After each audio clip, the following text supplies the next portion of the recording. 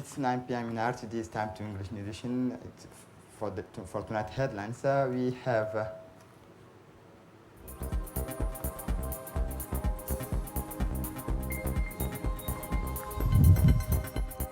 the Director General of EDD explains a new fee schedule. For the international scene, UN chief urged Israel to desist from annexing part of West Bank. Welcome to our newsroom. The First Lady and President of the National Union of Djiboutian Women, Khadra Mahmoud Haid, paid a vibrant tribute to the memory of the late Habiba Abdullahi Wabiri, a famous Djiboutian artist and much appreciated personality in our country who passed away Monday evening. In her tribute, the First Lady and President of UNFD described the late artist as a talented icon of the Djiboutian song who was able to put her aura and prestige at the services of the fraternity and cohesion of our community.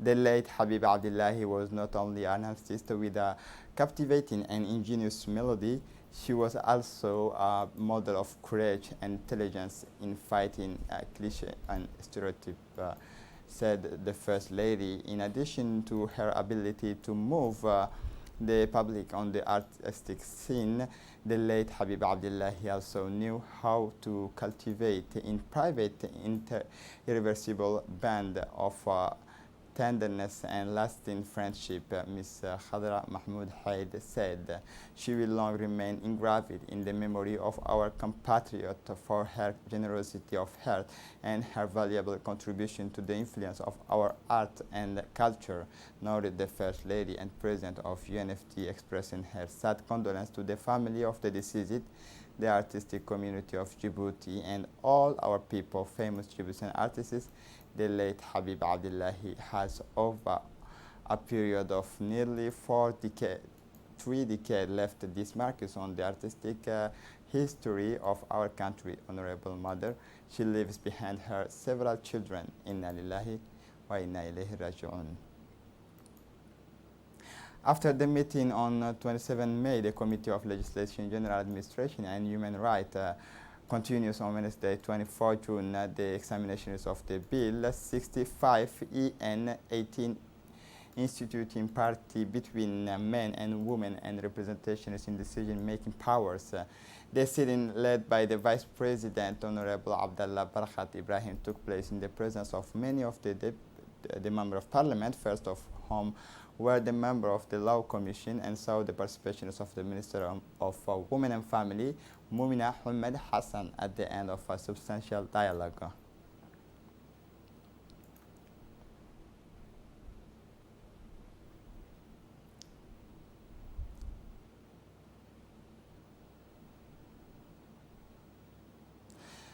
Just one day after the Council of Ministers adopted a draft decree modifying the tariff of the sale of electricity and ancillary fees, Djibouti Director General of Electricity Jama Ali Gele made a statement on national television stressing the importance of this decision. In his statement, he noted that the Minister of Energy and National Resources provided a detailed explanation of this project, which is primarily intended to enable individual groups within the company to obtain electrical energy at reasonable price. The project had been on the table since October last year, but had been delayed for technical and other reasons related to the coronavirus. He said he recalled that the announcement of this initiative comes after the completion of the study of this project in all its aspects and the improvement of the health situation related to the coronavirus. He also stressed that the President of the Republic had ordered to reduce the rate of bills to enable citizens, especially those with limited incomes, to use air conditioning, especially during the summer period. He said that the other projects are underway to bring our country to the stage of self-sufficiency in the field of electric energy. At the end of the statement, the Djibouti Director General of Electricity took advantage of this occasion to congratulate the people and thank the President of the Republic, stressing that This move reflects the concern that the President of the Republic attaches to improving citizens' living conditions. The Secretary General of the Ministry of Health, Dr. Salah Benoit Turab, gave us a daily press briefing. Here is it. Le point de presse sur la situation du Covid-19 à Djibouti ce mercredi 24 juin 2020. Today, Wednesday, 24 June 2020, the Health Secretary General, Dr. Saleh Benoit Turab, gave the usual press briefing on the national situation of COVID-19. The main data of the evolution of the COVID-19 epidemic in the Republic of Djibouti is as follows. 193 patients have been declared cured. 347 tests have been carried out. 13 tests have been positive. The epidemic is confirmed once again today. The circulation of the SARS-CoV-2 virus has clearly slowed down and explains the general decrease in the number of cases diagnosed throughout the country. To date, 90.3% of patients diagnosed positive has been declared cured, and this obviously contributes to the breakdown of the chairs of transmission of the COVID-19 disease in the Republic of Djibouti. In parallel with the efforts made by the Ministry of Health to control and contain the epidemic, strict measures are being taken by the government at land, sea, and air entry points to prevent the importation of any new cases. As usual, the Ministry of Health reiterates its calls for vigilance and recommends that the population strictly respect the barrier measures. The overall assessment is summarized as follows. 45,560 tests have been carried out, of which 4,630 people have been tested positive for COVID-19. 4,182 cases have been declared cured. 52 deaths have been recorded since the beginning of the pandemic in the Republic of Djibouti. Please remain vigilant, protect yourself and others. Coronavirus disease is a major challenge for intensive care unit infected patient requiring invasive ventilations, and a significant proportion of these patients remain in intensive care for varying length of time. We have here a magazine commented by Dini Musa.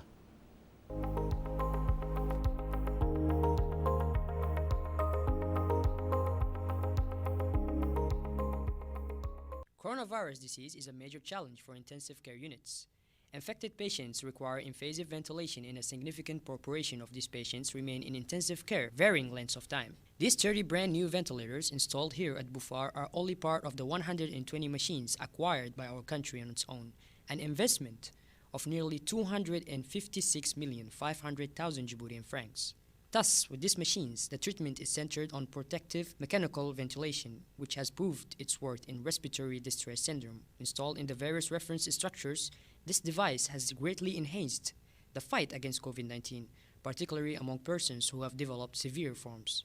These severe forms manifest themselves by lung damage, with respiratory failure, typically occurring after 7 to 10 days of evolution, is frequent and may be accompanied by severe respiratory failure, requiring intubation most often.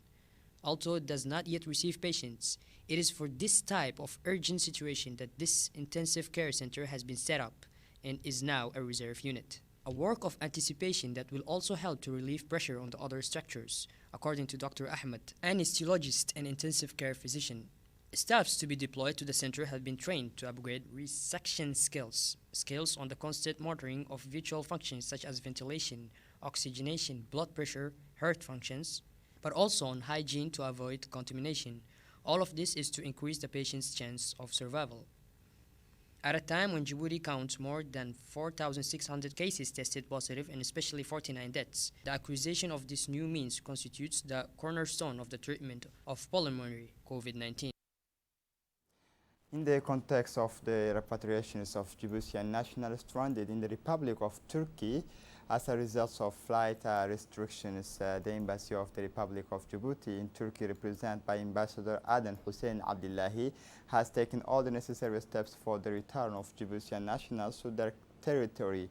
These Djiboutian nationals, 153 in number, stayed in Turkey for more than 3 months as a result of flight restrictions imposed worldwide following the spread of COVID-19 pandemic. After notifying the Embassy of Djibouti of their wish to return to their countries of origin, The government of the Republic of Djibouti has taken the decision to repatriate its nationals in the best possible conditions so that they can return to Djibouti unharmed. All Djiboutian nationals were very happy and did not fail to thank in turn the government of the Republic of Djibouti and the embassy for having responded to their appeal. The ambassador of the Republic of Turkey to the Republic of Mr. Aden Hussein Abdullahi expressed in an interview his gratitude to the Almighty for the smooth conduct of these repatriations. He added that the embassy carried out this repatriation without respite from us.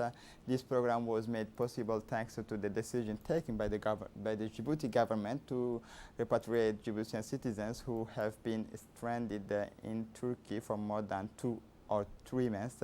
Some of them were in Turkey for health reasons and wanted to return to their country.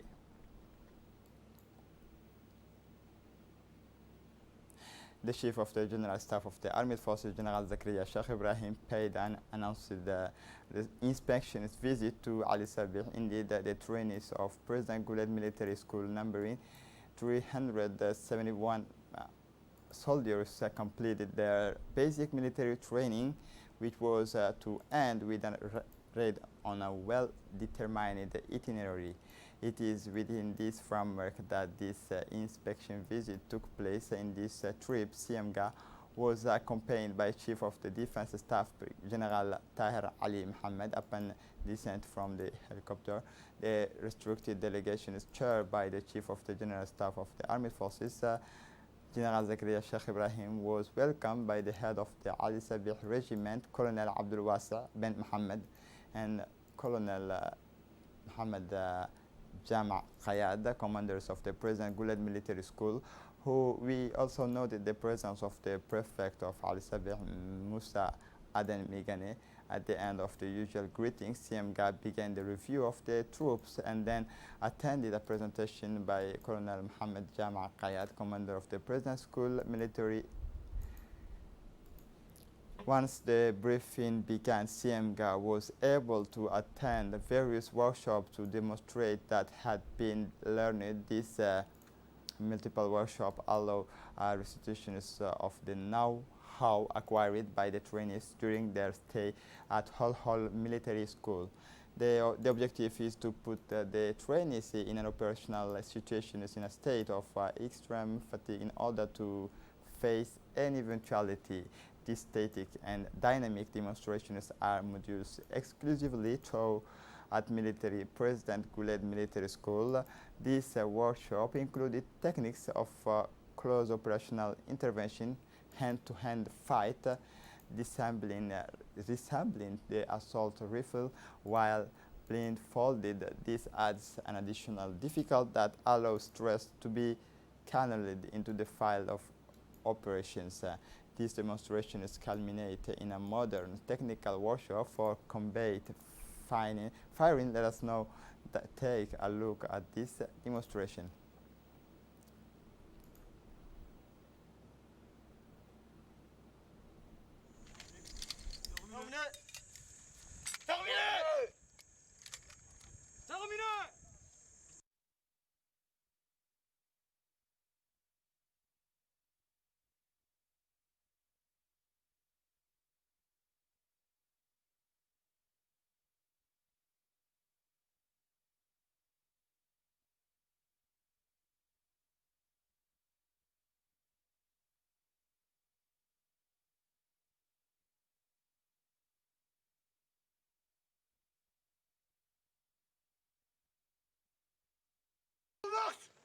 Passage maintenant.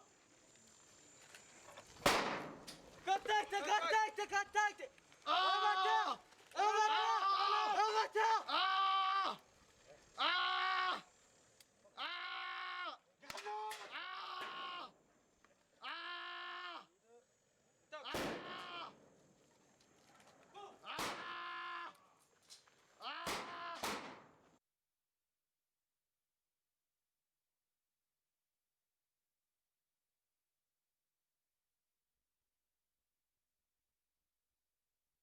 Et qui chaque en avant.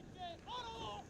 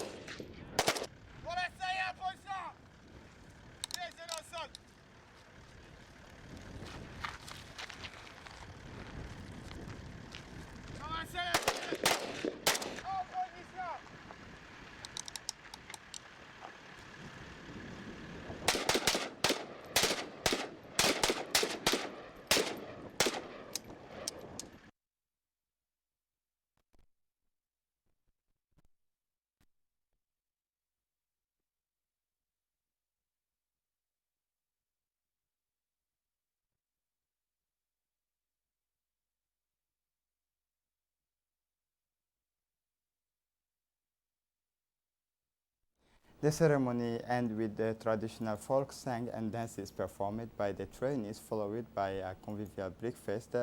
It is starting point CMGA was offered hedges of honor composed of all the trainees.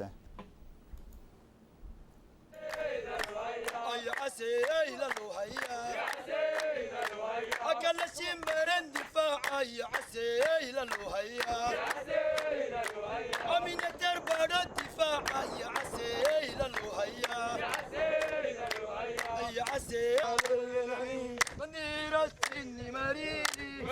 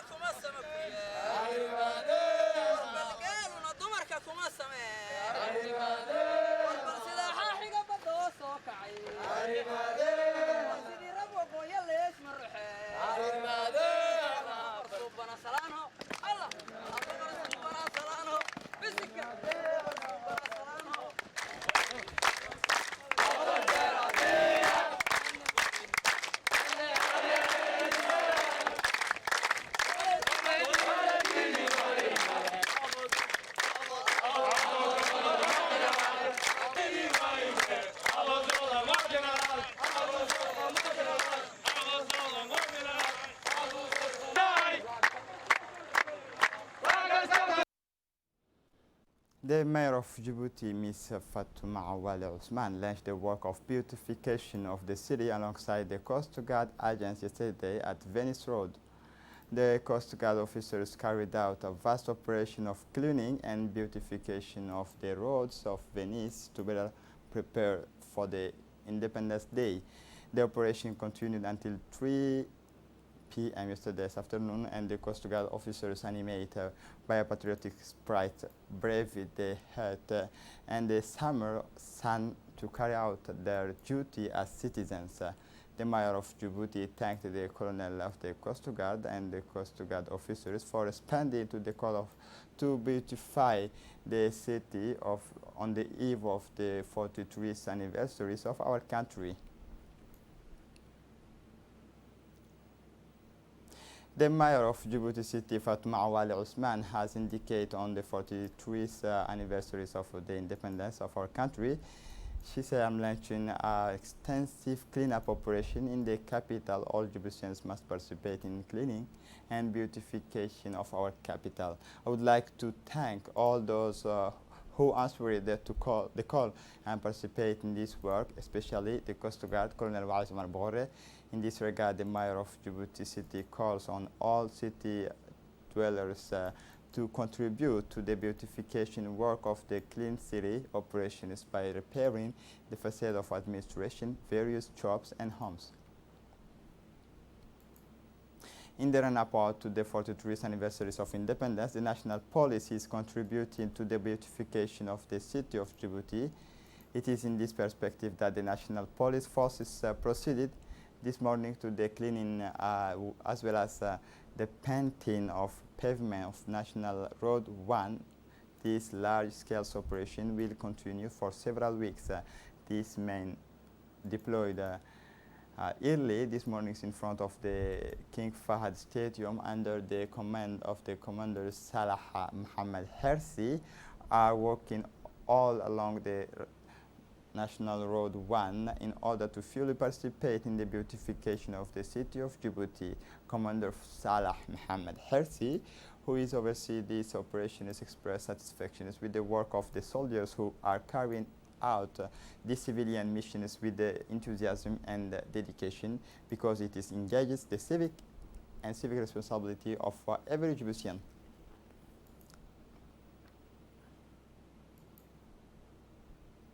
The Djibouti National Red Crescent Society, in partnership with UNICEF, has launched an awareness campaign on the importance of barrier gestures to combat the coronavirus epidemic present at the launch, where the head of the Red Crescent, Musa Jama, and the president of the Obok branch of Red Crescent, Fatoum Ali Hamed, as well as young volunteers, said the primary objective of this campaign is to remind the population to the beginning of a significant decline in coronavirus cases in our country should not be a source of relaxation in our fight against coronavirus.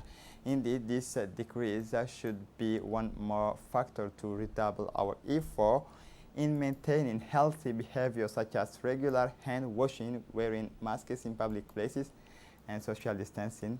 The Djibouti Red Crescent Society volunteers have also launched an awareness campaign in the 5 regions of the countries with the aim of sensitizing as many people as possible in the communities. For the international scene, UN Secretary General Antonio Guterres urges Israel to abandon its plan to annex the West Bank.